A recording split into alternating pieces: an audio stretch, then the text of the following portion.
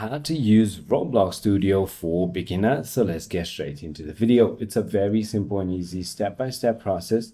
The first thing you want to do is open your Roblox Studio app and then click on Create. Once you've done that, you can create a new experience either with a base plate or a flat terrain or obby or a castle or even a village. Simply go ahead and select either one of whatever you want. And then you want to go ahead and explore the interface. So get familiar with the Workspace, Toolbar, Explorer, Properties, and Output. So there are also a couple of useful shortcuts that you might like that I've listed down over here. And once you've done that, you want to simply go ahead and add parts to your world. You can also add scripts if you want, which is the lure, and then you can click play to test your game. If you want to learn more or you want to check more Creator Hub tutorials, then go to create.roblox.com.